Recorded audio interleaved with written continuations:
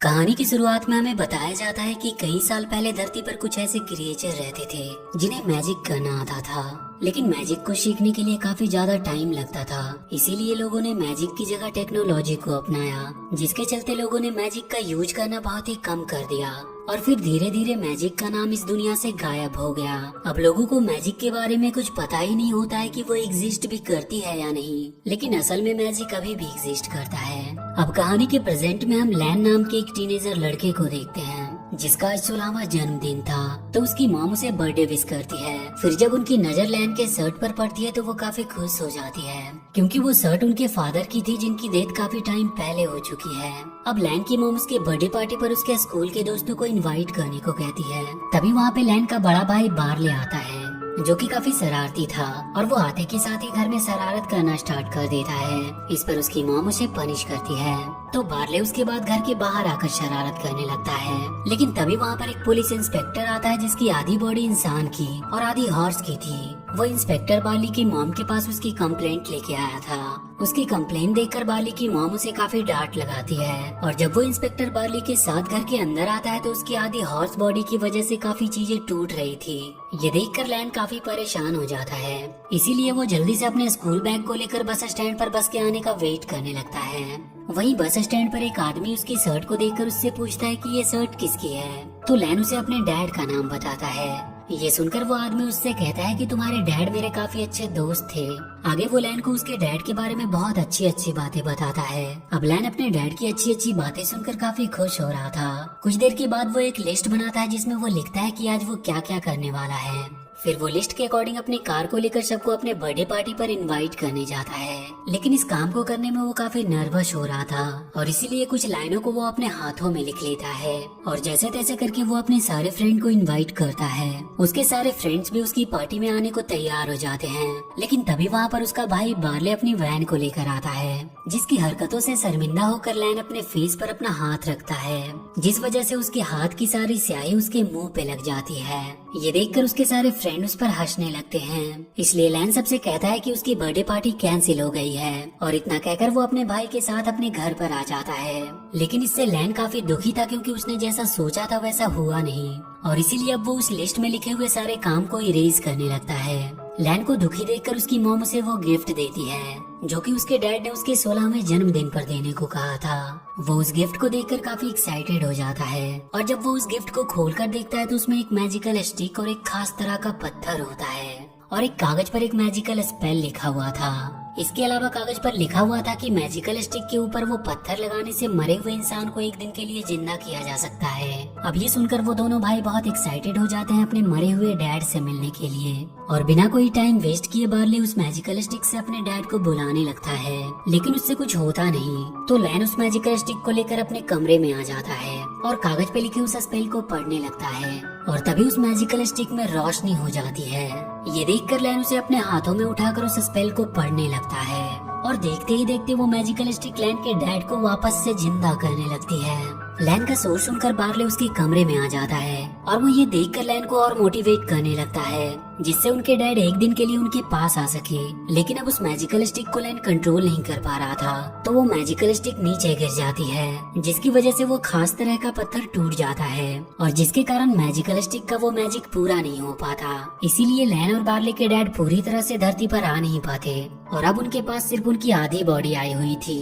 ये देखकर लैन बार्ले के ऊपर बहुत गुस्सा होता है, क्योंकि उसने लैन को मोटिवेट करने के चक्कर में उसे डिस्ट्रैक्ट कर दिया था, और उसी की वजह से वो मैजिकल स्टिक को कंट्रोल नहीं कर पाया। बार्ले उस टूटे हुए पत्थर को देखकर लैन को बताता है कि उसे पता है कि ये खास किस्म का पत्थर कहाँ पे मिलेगा। ये सुनकर लैन खुश हो जाता है और बार्ले से उसे लेकर उस जगह पर चलने को कहता है, और अब वो दोनों अपने डैड को लेकर जाने लगते हैं। लेकिन जाने से पहले लैन दरवाजे पर अपनी मॉम के लिए एक लेटर रखता है। थोड़ी देर बाद जब लैन की मॉम घर पर आती है तो उनकी नजर उस लेटर पर पड़ती है, जिसे देखकर उन्हें पता चल जाता है कि बार्ली और लैन कहाँ पर गए हैं, और इसीलिए वो भी जल्दी से उस जगह पर जाने लगती है। अब कुछ देर के बाद लैन और बार्ले उस जगह पर पहुँच जाते हैं जहाँ उन्हें एक मैजिकल क्रिएचर से मिलना था। वो एक रेस्टोरेंट में उस मैजिकल क्रिएचर से मिलते हैं और उससे मैप के बारे में पूछते हैं, मगर वो लैन को मैप देने से मना कर रहा था क्योंकि वो मैप का रास्ता बहुत ही खतरनाक था। और तो और वो मैजिकल क्रिएचर एक टाइम पे एक सोल्जर हुआ करता था और वो अपने मुंह से आग भी निकाल सकता था और फिलहाल वो एक रेस्टोरेंट में वेटर की नौकरी कर रहा था। ये देखकर लैन और बार्ली उसे मोटिवेट करते हैं, जिसके चलते वो मैजिकल क्रिएचर काफी मोटिवेट होकर अपने मुंह से आग निकालता है,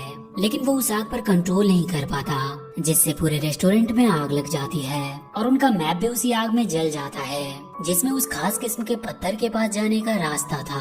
अब उस रेस्टोरेंट में चारों ओर आग लग गई थी, इसीलिए सभी लोग अपनी अपनी जान बचाने के लिए इधर उधर भाग रहे थे। वहीं लैन और बार्ली भी गेट की तरफ जाने लगते हैं, लेकिन इस दौरान उनके डैड की वो बॉडी पीछे रह जाती है, जिनके ऊपर एक पिलर गिरने ही वाला था कि तभी लैन एक स्पेल बोलकर एक मैजिक करता है और वो उस पिलर को हवा में ही फ्रीज कर देता है। जिसके बाद लैन और बार्ली अपने डैड को लेकर सही सलामत रेस्टोरेंट के बाहर चले आते हैं और उनके जाने के थोड़ी देर बाद ही वहाँ पर लैन की मॉम आती है और वो उस रेस्टोरेंट में लगी हुई आग को देखकर काफी परेशान होती है। उसके बाद वो उस मैजिकल क्रिएचर से लैन और बार्ली के बारे में पता करती है, तो उससे उन्हें पता चलता है कि उसने उन दोनों को उस जगह के बारे में बताया है जहाँ पर वो खास किस्म का पत्थर मिलता है। आगे वो मैजिकल क्रिएचर कहता है कि अगर लैन और बार्ली ने उस खास किस्म के पत्थर को उठा लिया तो उन्हें एक कर्ज मिलेगा। ये सुनते ही लैन की मॉम बच्चों को बचाने के लिए मैजिकल क्रिएचर के साथ उनके पीछे जाती है। इधर रास्ते में जब बार्ली के वैन का फ्यूल खत्म हो जाता है तो उसे एक आइडिया आता है और वो लैन से कहता है कि तुम मैजिक से इस गैस कैन को बड़ी कर दो। लैन उसकी बात मानकर अपने मैजिक से उस गैस कैन को बड़ी करने लगता है, लेकिन उसका मैजिक बार्ली के ऊपर हो जाता है, जिसकी वजह से वो बहुत छोटा हो जाता है। इस तरफ लैन की मॉम मैजिकल क्रिएचर से उस कर्ज के बारे में पूछती है, तो वो उन्हें बताता है कि जैसे ही कोई उस खास किस्म के पत्थर को उठाता है तो वहाँ एक ड्रैगन आ जाएगा जो कि उस पत्थर की हिफाजत करता है। उस पत्थर के हटते ही वो ड्रैगन उस जगह को पूरी तरह से बर्बाद कर देगा। ये सुनते ही लैन की मॉम उस ड्रैगन से बचने का सॉल्यूशन पूछती है। इस पर वो मैजिकल क्रिएचर बताता है कि हम उस ड्रैगन को एक सोल्जर स्वॉर्ड से मार सकते हैं। इधर लैन बार्ली को अपनी जेब में बिठाकर गैस स्टेशन पर आ गया था।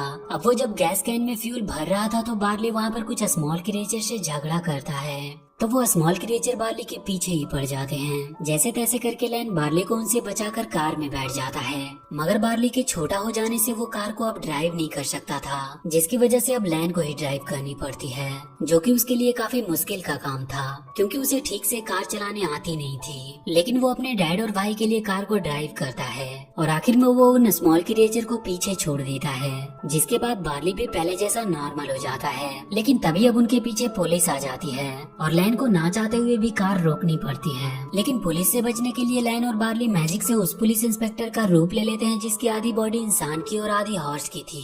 अब एक पुलिस इंस्पेक्टर को देखकर सामने वाले पुलिस ऑफिसर कुछ नहीं कर पाते और वहीं लैन का मैजिक खत्म होने से पहले वो दोनों कार में बैठकर वहाँ से निकल जाते हैं। अब वो पुलिस ऑफिसर पुलिस इंस्पेक्टर के शूज के निशान देखकर हैरान थे। वहीं पे लैन और बार्ली के बीच में बहस होने लगती है, तो उनके डैड एक सॉन्ग लगाकर वहीं पे डांस करने लगते हैं, जिसे देखकर वो दोनों भी उनके साथ ही डांस करने लगते हैं। इस तरफ लैन की मॉम और मैजिकल क्रिएचर एक शॉप पे आते हैं जहाँ से उन्हें वो स्वॉर्ड मिलने वाली थी, लेकिन शॉप की ओनर उस स्वॉर्ड का दाम बढ़ा देती है। तभी लैन की मॉम को पुलिस ऑफिसर से पता चलता है कि उनके बच्चे उन्हें मिल चुके हैं, तो वो बिना कोई टाइम वेस्ट किए उस शॉप ओनर को बेहोश करके वहाँ से स्वॉर्ड को अपने साथ ले जाती है। वहीं लैन और बार्ली एक ऐसी जगह पे आ जाते हैं जहाँ पर खाई होती है और वहाँ से आगे जाने के लिए उन्हें पूल से वैन लेकर जाना था, लेकिन वो पूल फोल्डेड था और जिसको सीधा करने का स्विच भी काफी दूर था। तो इस पर बार्ली लैन को मैजिक से एक इनविजिबल पूल बनाने को कहता है, जिससे वो खाई के दूसरी ओर जाकर उस पूल को सीधा कर सके। लेकिन लैन उस खाई को देखकर काफी डर गया था, तो बार्ली उसे रस्सी से बांध देता है जिससे वो लैन को गिरने से बचा सके। अब लैन एक मैजिक स्पेल को बोलकर खाई के ऊपर से जाने लगता है, लेकिन वो इसमें कामयाब नहीं होता, पर बार्ली उसे गिरने से किसी तरह बचा लेता है। इसके बाद वो लैन को मोटिवेट करता है, तो लैन एक बार फिर से उस मैजिकल स्पेल को बोलता है, जिसके बाद सच में वहाँ पर एक इनविजिबल पूल बनता है, जिसकी मदद से लैन खाई को पार कर रहा था। लेकिन बीच रास्ते में ही उसकी पीठ पर बंधी हुई रस्सी छूट जाती है। ये देखकर बार्ली काफी परेशान होने लगता है, लेकिन वो इसके बारे में लैन को कुछ भी नहीं बताता। अब लैन खाई की दूसरी ओर पहुंच ही गया था कि तभी वो पीछे देखता है तो उसे रस्सी नहीं दिखती, जिसके बाद वो डर के कारण स्पेल नहीं बोल पाता और इसीलिए अब वो गिरने वाला था। लेकिन वो जैसे तैसे किसी तरह ऊपर आ जाता है, जिसके बाद लैन उस फोल्डेड पूल को सीधा करता है और उसकी वजह से बार्ली उस वैन को लेकर पूल की दूसरी तरफ आ जाता जाता है। लेकिन तभी वहाँ पर पुलिस इंस्पेक्टर भी आ जाता है जो लैन और बार्ली को घर वापस चलने को कहता है। लेकिन वो दोनों उसकी बात नहीं मानते और वहाँ से आगे जाने लगते हैं। तो उन्हें पकड़ने के लिए वहाँ पर बहुत सारे पुलिस ऑफिसर आ जाते हैं। इस पर लैन रोड को ब्लॉक करने के लिए मैजिक से एक चट्टान गिराने लगता है, लेकिन वो ऐसा कर नहीं पाता। ये देखकर बार्ली अपनी वैन की मदद से उस चट्टान को नीचे गिरा देता है, जिससे वो रोड ब्लॉक हो जाती है। अब लैन और बार्ली वहाँ से पैदल ही आगे जाने लगते हैं और कुछ देर के चलने के बाद वो दोनों एक अंधेरी गुफा में पहुँचते हैं, जहाँ पे उनका सामना होता है जेली क्यूब से, जो उनकी तरफ बढ़ता ही जा रहा था। लेकिन लैन बार्ली और अपने डैड को लेकर एक कमरे में आ जाता है, मगर अब उस कमरे में भी पानी का लेवल धीरे धीरे ऊपर बढ़ रहा था और अब वो दोनों वहाँ से बाहर जाने का रास्ता ढूंढने लगते हैं। तो वहीं पे उन्हें ऊपर से बाहर जाने का रास्ता मिलता है, लेकिन उसे खोलने के लिए नीचे का स्विच प्रेस करना था, मगर वो दोनों ऐसा कर नहीं पा रहे थे क्योंकि अब पानी का लेवल काफी ऊपर बढ़ गया था और उनको अब बहुत नीचे जाकर स्विच प्रेस करना था। इसीलिए उनके डैड वो स्विच प्रेस करने जाते हैं और उसके बाद वो दोनों बाहर आ जाते हैं। लेकिन जब वो अपने सामने अपने स्कूल को देखते हैं तो वो दोनों काफी हैरान होते हैं। अब लैन बार्ली को वो मैजिकल स्टिक देकर कहता है कि वो बचा हुआ टाइम अपने डैड के साथ स्पेंड करेगा और इतना कहकर वो अपने डैड को लेकर पहाड़ पर चला जाता है और वो उस लिस्ट को देखने लगता है जिसमें उसने वो सब कुछ लिखा था जो वो आज अपने डैड के साथ पूरा करना चाहता था। और तभी उसे रियलाइज होता है कि ये सब चीजें उसने अपने भाई बार्ली के साथ पूरी की है और इसीलिए अब वो बार्ली पे भरोसा करना चाहता था। वहीं बार्ली को फाउंटेन में वो पजल स्टोन लगाने की जगह मिल जाती है, तो वो जल्दी से उस पजल स्टोन को उस फाउंटेन में फिट करता है। बार्ली के ऐसा करते ही तुरंत से वो खास किस्म का पत्थर मिल जाता है और वो उसे उठा लेता है, जिसके तुरंत बाद वहाँ पर वो ड्रैगन आ जाता है। लेकिन तभी वहाँ पर वो मैजिकल क्रिएचर लैन की मॉम के साथ हवा में उड़ते हुए आता है और आते ही वो मैजिकल क्रिएचर उस स्वॉर्ड से ड्रैगन के पंख को काट देता है, जिससे अब वो ड्रैगन जमीन पर ही गिर जाता है। वहीं पे लैन और बार्ली अपने डैड को पूरी तरह से वापस ला रहे थे, लेकिन तभी पीछे से लैन की मॉम बच्चों को आवाज देती है कि वो ड्रैगन को बहुत देर तक रोक नहीं पाएगी। इसीलिए बार्ली उनकी मदद करने के लिए जाने लगता है, मगर लैन उसे रोककर खुद ही वो अपनी मॉम की मदद करने के लिए चला जाता है और वहाँ पर वो उस ड्रैगन का सामना करके उसे उस स्वॉर्ड से मार डालता है। लेकिन ड्रैगन के ब्रिक्स की वजह से लैन वहीं फंस जाता है। इधर लैन के डैड पूरी तरह से वापस आ चुके थे,